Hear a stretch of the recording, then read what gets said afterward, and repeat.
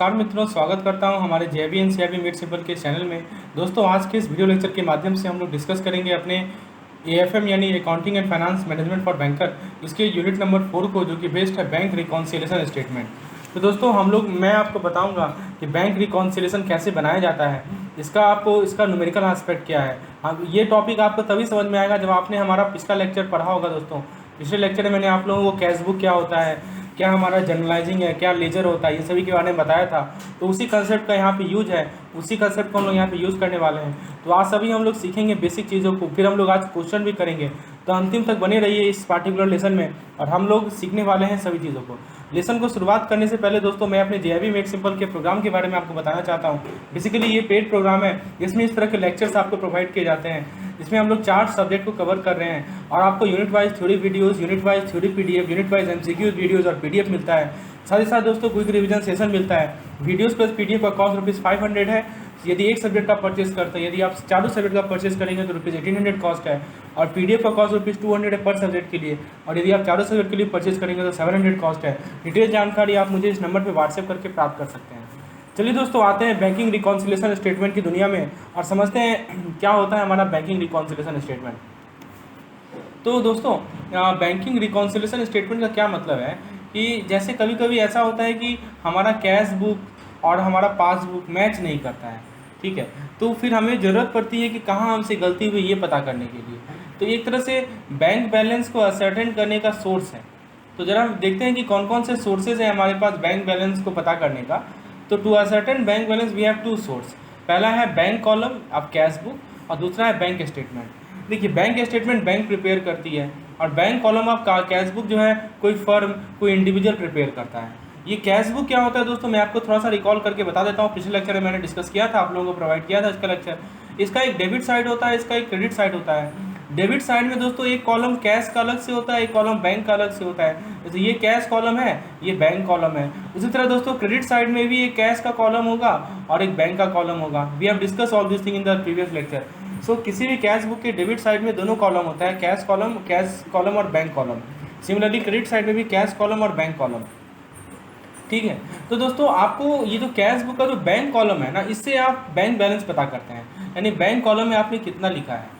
दूसरी बात दोस्तों, आपको ये बेसिक चीज़ पता होनी चाहिए कि किसी भी कैश बुक के डेबिट साइड में हम लोग क्या लिखते हैं, उल्टा होता है दोस्तों। आपको क्या लगता है, जो हमारा खर्चा होना चाहिए वो लिखना चाहिए ना डेबिट साइड में, लेकिन हम लोग उल्टा यहाँ प्रॉफिट लिखते हैं या इनकम लिखते हैं। तो याद रखिएगा कि हमारा जो इनकम है वो हम लोग कैश बुक के डेबिट साइड में लिखते हैं, और जो हमारा खर्चा है, जो हमारा एक्सपेंस है, वो हम लोग कैश बुक के क्रेडिट साइड में लिखते हैं, ठीक है।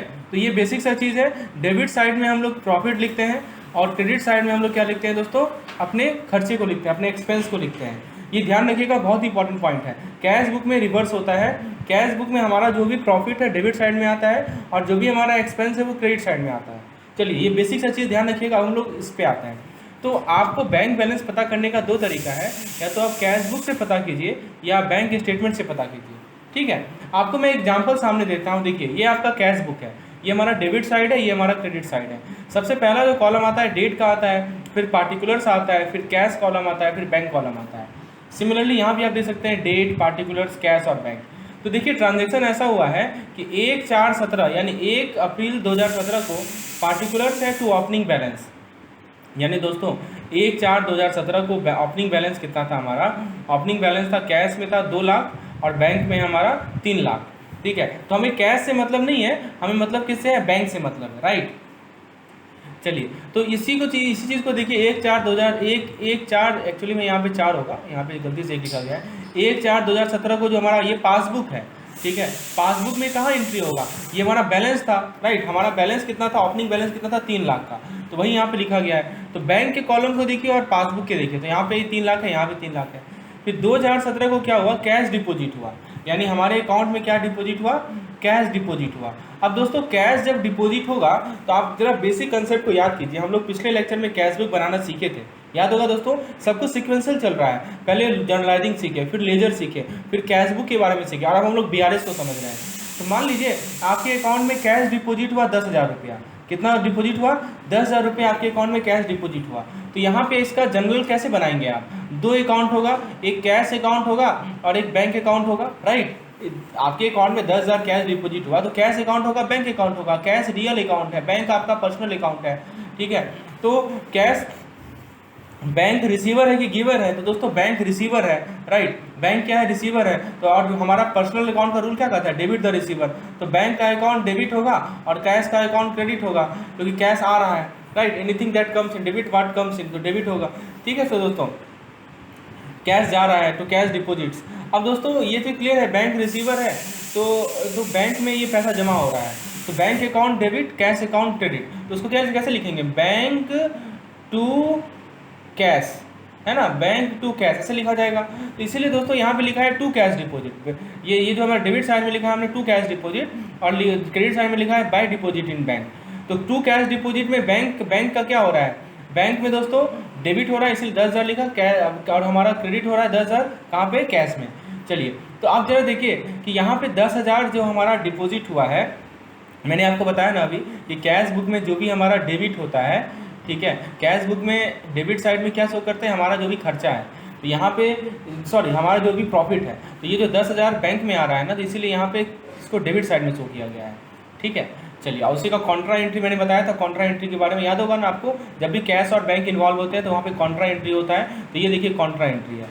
बाकी सभी जगह कैश बुक में एक ही जगह एंट्री होगा, लेकिन जहाँ भी कैश बैंक आएगा तो वहाँ पे दोनों तरफ एंट्री करना पड़ेगा। ये बेसिक सा नियम है, इसी को हम लोग कॉन्ट्रा एंट्री कहते हैं। अब देखिए पासबुक में कैसे एंट्री हुआ। पासबुक में आपका कैश डिपॉजिट हुआ कितना? 10,000 डिपॉजिट हुआ ना। तो देखिए हमने क्रेडिट साइड में लिखा है 10,000, ठीक है। तो पहले बैलेंस था 3 लाख, 10,000 जोड़ देंगे तो अब कितना बैलेंस हो गया? 3,10,000 हो गया। अब देखिए 3 तारीख को एक ट्रांजेक्शन हुआ है बाय सैलरी चेक, यानी दोस्तों एक चेक लगा है जिससे आपको सैलरी आया है, राइट, ठीक है। बाय सैलरी चेक, या मतलब कि आपके अकाउंट से चेक आपके अकाउंट में चेक लगा है सैलरी के लिए। आप किसी को सैलरी दे रहे हैं तो आपने चेक लगवाया है।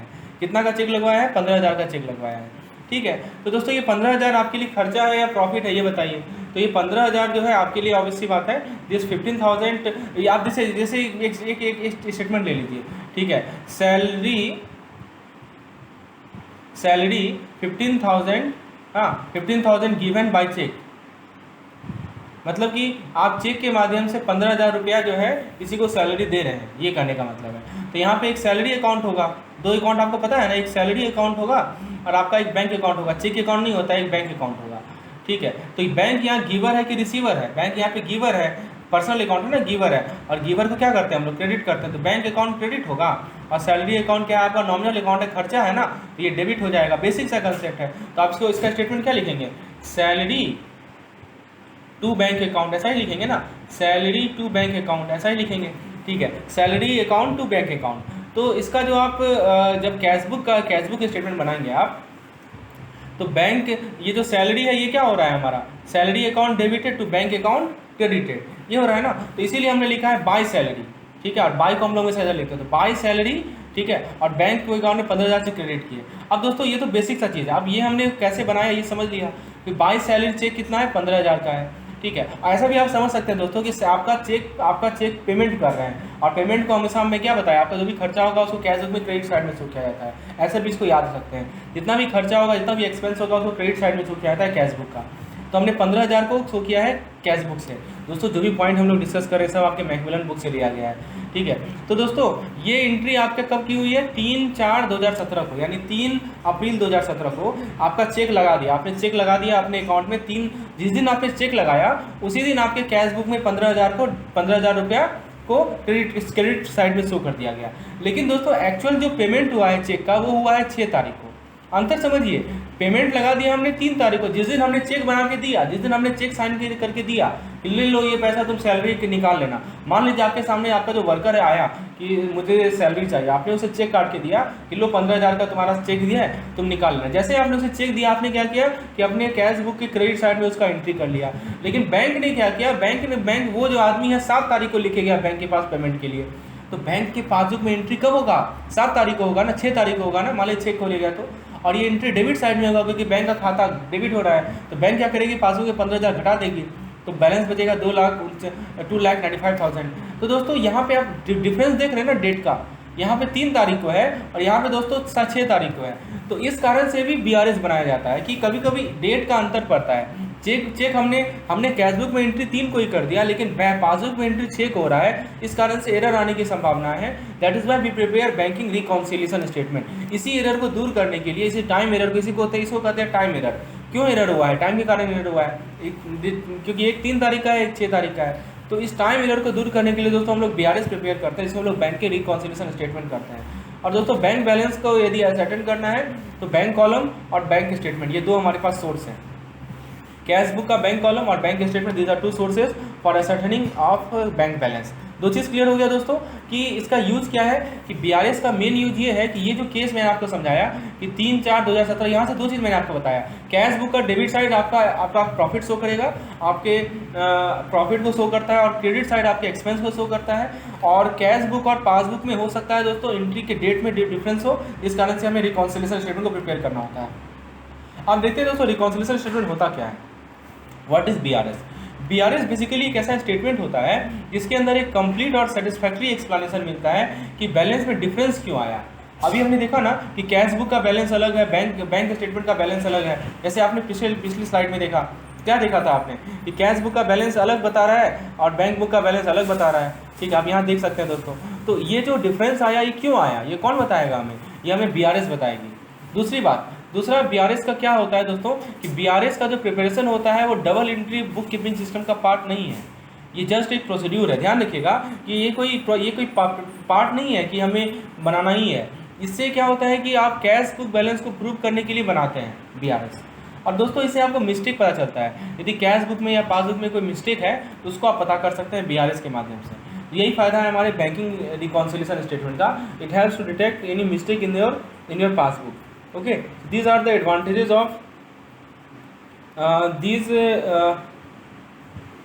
दोस्तों बैंक रिकॉन्सिलिएशन स्टेटमेंट का मैंने आपको पॉइंट समझाया कि preparation of BRS is not a part of double entry book system, it is just a procedure to prove the cash book balance. It helps to detect any mistake in the cash book and in passbook. क्या क्या कारण है इस difference का? What are the main reason behind the differences between cash book and passbook? तो दोस्तों ये जो हमारा डिफरेंस होने का कारण है, सबसे पहले टाइम गैप हो सकता है। ट्रांजैक्शन जो है जिस दिन कस्टमर के बुक में आए और जिस दिन बैंक के बुक में आए, उसमें टाइम डिफरेंस होता है। जैसे मैंने आपको पिछला एग्जांपल बताया, चेक को डिपॉजिट कर दिया गया दोस्तों, इसको कैश बुक में इमीडिएटली रिकॉर्ड कर लिया जाता है। कि जैसे मान लीजिए कि आपने आज जाकर बैंक में चेक जमा कर दिया, ठीक है, तो आपने कैश बुक में तुरंत लिख लिया। अच्छा बताइए किधर लिखेंगे, डेबिट साइड लिखेंगे, क्रेडिट साइड लिखेंगे? तो आप डेबिट साइड लिखेंगे। क्यों? क्योंकि आपके लिए प्रॉफिट है, क्योंकि आपको उसका पैसा आपको मिलेगा। तो कैश बुक के डेबिट साइड में आपने तुरंत लिख लिया। लेकिन दोस्तों बैंक तो उसे कलेक्शन करने में टाइम लगेगी ना। बैंक तभी रिकॉर्ड करेगी अपने पासबुक में जब वो पैसा खाते में आएगा। ठीक है, तो यहाँ पे टाइमिंग के कारण दोस्तों डिफरेंस आता है। दूसरा कारण है ट्रांजैक्शन के कारण। कुछ ट्रांजैक्शन ऐसे होते हैं जहाँ पे बैंक को पहले से ही पता होता है, ठीक है, बैंक हैज अर्लियर नॉलेज, और दोस्तों ये अपने रिकॉर्ड को बिजनेस से पहले ही रिकॉर्ड कर ले। कुछ ऐसे ट्रांजैक्शन होते हैं जिसे बैंक को पहले ही पता होता है। जैसे मैं आपको एग्जाम्पल देता हूँ, इंटरेस्ट क्रेडिटेड बाय बैंक। अब बैंक जब इंटरेस्ट क्रेडिट करती है दोस्तों, मतलब बैंक जब आपके खाते में इंटरेस्ट डालती है, तो पासबुक में किधर शो करेगी? डेबिट साइड की क्रेडिट साइड शो करेगी, राइट। और दोस्तों आपको इसका पता बाद में चलता है, आपने अपने कैश बुक में अभी भी एंट्री नहीं किया है। जब आप जाते हैं बैंक, बोलते हैं कि पासबुक में एंट्री करो, फिर आप मिलाते हैं अरे पासबुक में तो एंट्री किया हुआ इंटरेस्ट, फिर जाके आप कैश बुक में एंट्री करते हैं। दोस्तों अब जमाना आ गया है मोबाइल फ़ोन का, तो आप तो तुरंत पता चल जाता है। लेकिन ये जो चीज़ BRS है बहुत पुराने सालों से चलता आ रहा है। तो पहले समय में ऐसा होता था कि पहले बैंक ने इंटरेस्ट क्रेडिट कर दिया, अपने पासबुक में एंट्री कर दिया, लेकिन कैश बुक में आप एंट्री तभी करते हैं जब आप स्टेटमेंट मिलाते हैं तब। तो इसके कारण से डिफरेंस आ सकता है हमारे कैश बुक और पासबुक के स्टेटमेंट का, ठीक है। उसके बाद दूसरा हो सकता है कि बैंक ने चार्ज डेबिट कर लिया। मान लीजिए किसी चीज़ का चार्जेज है, चेक का चार्ज है या कोई भी चार्ज है, बैंक ने घटा लिया, तो बैंक तो अपने पासबुक में डेबिट साइड में उसे घटा लेगी। लेकिन आपको कब पता चलेगा? जब आप बैंक जाएंगे, बोलेंगे मेरा पासबुक को अपडेट करो, फिर आप देखेंगे अरे ये तो मेरा डेबिट हो गया। कहाँ से डेबिट हुआ? तो आपको पता चलेगा कि हाँ ये चार्जेस था, डेबिट हुआ। फिर जाके आप कैश बुक में उसको एंट्री करेंगे। तो ये भी एक कारण है डिफरेंस होने का। तीसरा कारण है डिफरेंस होने का एरर। कभी कभी दोस्तों ऐसा भी होता है कि कुछ जो पर्सन है जो कैश बुक को प्रिपेयर कर रहे हैं वो कुछ एरर कर दें, राइट, उनसे कुछ गलती हो जाए। तो जो भी कैश बुक को प्रिपेयर कर रहे हैं उनसे कुछ एरर हो सकती है, तो इस कारण से भी डिफरेंस आ सकता है। तो दोस्तों मैंने आपको 3 कारण बताए इस डिफरेंस के आने का। हमारे कैश बुक और पासबुक के स्टेटमेंट में डिफरेंस आने का मैंने आपको 3 कारण बताए, टाइमिंग, ट्रांजैक्शन, एरर। दोस्तों इसी तरह से मैं हर एक लेक्चर में एक एक चीज़ को समझाता हूँ, ठीक है। सबसे पहला टाइमिंग चीज़ है, उसके बाद ट्रांजैक्शन आती है, तीसरी एरर आती है। दोस्तों पहला जो 2 रीजन है टाइमिंग और ट्रांजैक्शन, इसमें कोई भी पार्टी रॉन्ग नहीं है, ना ही कैश बुक वाला पार्टी, ना ही पासबुक वाला पार्टी, ठीक है। तो दोनों में से किसी की गलती नहीं है। लेकिन जो थर्ड एरर है दोस्तों, यहाँ पे ये इसके लिए बुक को रेक्टिफाई करना पड़ेगा। समझ रहे हैं बात को?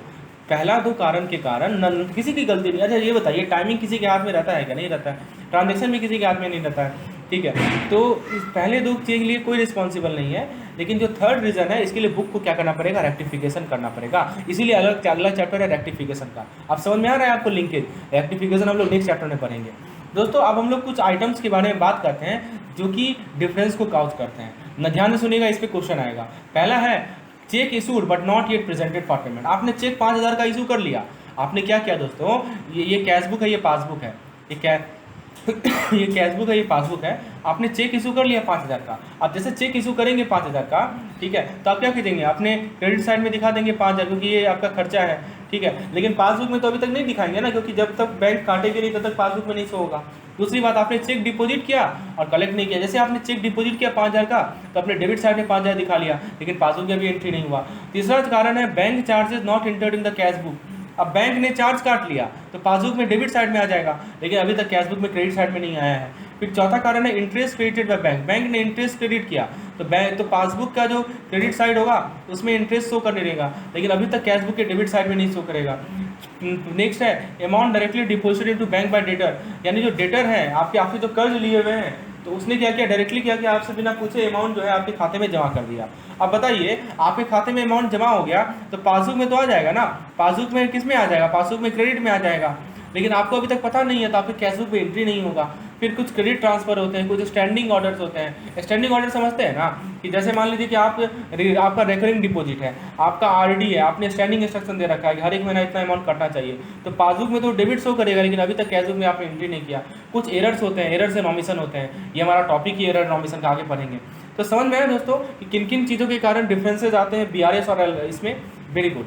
अब कैसे प्रॉब्लम को सॉल्व करें, बीआरएस का प्रॉब्लम को कैसे सॉल्व करें, this is the very important point. तो आइए थोड़ा डिस्कस करते हैं हाउ टू सॉल्व प्रॉब्लम। तो उसके लिए मैं आपको कुछ बेसिक चीज़ बताता हूँ। बेसिक चीज़ ये समझिए, दो बेसिक चीज़ को याद रखिए, सब क्वेश्चन समझ में आएगा, आप इंजॉय करेंगे इस चीज़ को। You will enjoy playing with this BRS, okay. This will be no longer a difficult task if you understand the basic thing. तो the first thing is cash book के लिए डेबिट फेवरेबल होता है, ठीक है। अरे फेवरेबल मतलब क्या हुआ? जो आपको प्रॉफिट होगा, और प्रॉफिट कैश बुक में प्रॉफिट को किधर शो करते हैं दोस्तों? डेबिट साइड की क्रेडिट साइड। तो ऑब्वियसली बात है हम लोग डेबिट साइड शो करते हैं, इसीलिए कहा जाता है कैश बुक के लिए फेवरेबल चीज़ है डेबिट। समझ में आया दोस्तों? कैश बुक के लिए फेवरेबल चीज़ क्या है? डेबिट। क्यों फेवरेबल चीज़ है डेबिट?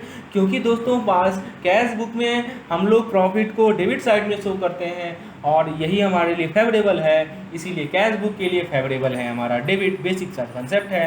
अनफेवरेबल क्या है? हमारा क्रेडिट, ठीक है। तो कैश बुक के लिए फेवरेबल है डेबिट, अनफेवरेबल है क्रेडिट। उसी तरह दोस्तों पासबुक के लिए ऑब्वियसली बात है क्रेडिट फेवरेबल है, अनफेवरेबल है डेबिट। चीज़ें क्लियर हो रही हैं दोस्तों? तो बेसिक चीज़ याद रखिए, कैश बुक के लिए फेवरेबल क्या है? फेवरेबल है डेबिट। अनफेवरेबल क्या है? क्रेडिट। पासबुक के लिए फेवरेबल क्या है? क्रेडिट। अच्छा आप ये बताइए, आपका मन खुश कब होता है? जब पैसा आता है कि पैसा कटता है? ऑब्वियसली बात, जब पैसा आता है तो आपके लिए फेवरेबल क्या हो गया? क्रेडिट हो गया ना, ठीक है। और अनफेवरेबल क्या होता है? डेबिट होता है। चलिए दो चीज़ क्लियर हो गया। अच्छा अब एक और नियम याद रखिए, plus plus plus, plus minus minus, minus plus minus, minus minus minus plus. तो दोस्तों ये चार नियम को याद रखिए, बहुत ही इंपॉर्टेंट है। आप इसको कैसे यूज करेंगे मैं आपको सिखाता हूँ। This is very important trick, ये आपको बुक में नहीं मिलेगा, okay. This has been evolve out of the practice. जितना प्रैक्टिस करेंगे उससे मैंने इवॉल्व आउट किया है, एंड दिस ट्रिक मैं आपको हर एक लेसन में समझाता हूँ, ठीक है। तो चलिए डेबिट प्लस डेबिट क्या होगा बताइए? देखिए प्लस प्लस बताया ना आपको, तो डेबिट प्लस डेबिट क्या होगा? ऐड कीजिए, ठीक है। Credit plus credit, plus plus क्या करेंगे? ऐड करेंगे। डेबिट और क्रेडिट क्या करेंगे? माइनस करेंगे। क्रेडिट डेबिट क्या करेंगे? माइनस करेंगे। समझ में आया दोस्तों? इसीलिए मैंने बोला plus plus plus, minus minus minus.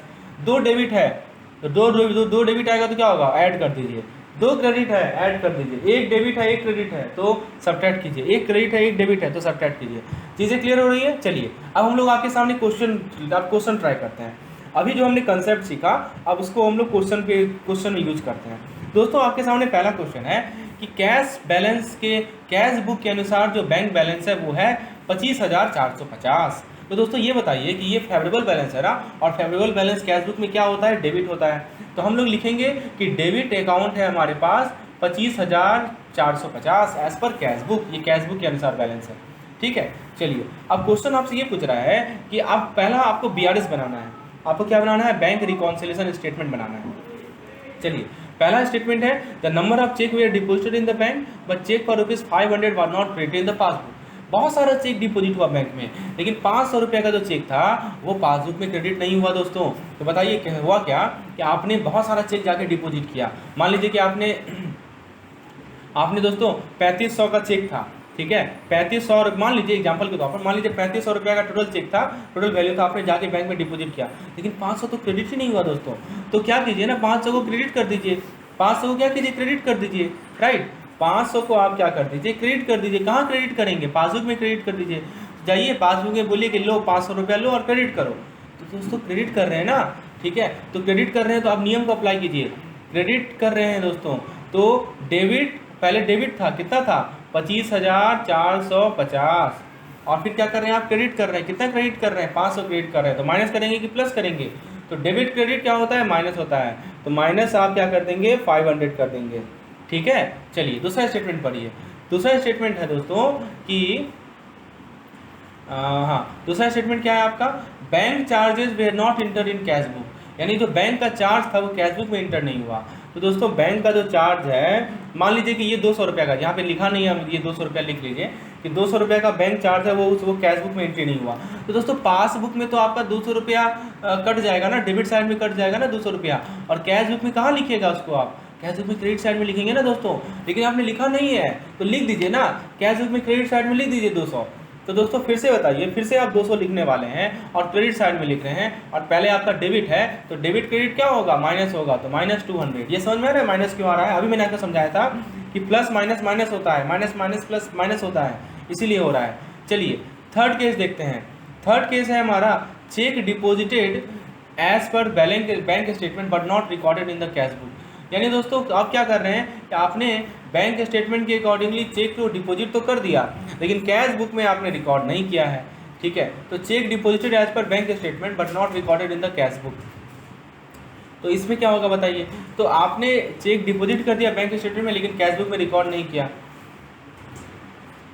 तो इसमें दोस्तों क्या होगा कि यू हैव डिपॉजिटेड, अब मान लीजिए इसका अमाउंट है 50 रुपीज़, ये अमाउंट नहीं लिखा है, इसे मान लीजिए कितना है 50। अच्छा एक पहले यहाँ भी है, एक यहाँ भी छूट रहा है, एक पहले इसको कर लेते हैं, ठीक है। इसमें एक और छूट रहा है दोस्तों, क्या छूट रहा है कि cheque drawn amount ₹40 has not been presented into bank, यानी 40 रुपये का जो चेक है वो अभी तक बैंक में नहीं आया है। तो दोस्तों जब भी आप चेक को ड्रॉ करेंगे तो आप कैश बुक में उसको क्या करेंगे? क्रेडिट कर लेंगे। 40 रुपये आपने क्रेडिट कर लिया, लेकिन पासबुक में अभी तक डेबिट नहीं हुआ, तो डेबिट करना पड़ेगा दोस्तों। तो पासबुक में डेबिट करना है ना, और पहले भी यहाँ डेबिट है ना, तो यहाँ पे प्लस हो जाएगा, क्योंकि माइनस माइनस क्या होता है? प्लस होता है। तो प्लस कितना करेंगे? 40 करेंगे। समझ में आ रहा है दोस्तों? चलिए लास्ट है कि cheque deposited as per bank statement but not received in cash book. तो दोस्तों चेक तो आपने डिपॉजिट किया था, ठीक है, बैंक स्टेटमेंट के अकॉर्डिंगली, लेकिन कैश बुक में रिकॉर्ड नहीं हुआ है। तो ये बताइए कि आपने चेकबुक को डिपॉजिट किया तो पासबुक में वो क्या होगा? पासबुक में क्रेडिट होगा ना, तो कैश बुक में क्या होगा? डेबिट होगा ना। कितना का अमाउंट है? 50 रुपये का अमाउंट है, ठीक है, 50 रुपये का अमाउंट है। तो 50 रुपये का अमाउंट आपके कैश बुक में क्या हो रहा है दोस्तों? डेबिट हो रहा है। पहले भी क्या है, यहाँ लिखा हुआ है डेबिट है, तो डेबिट क्या होता है? प्लस होता है, तो प्लस 50 हो जाएगा। तो आप सभी को ऐड तो घटाइए, जोड़िए, इसको जोड़ घटाया कीजिए, तो देखिए क्या होगा।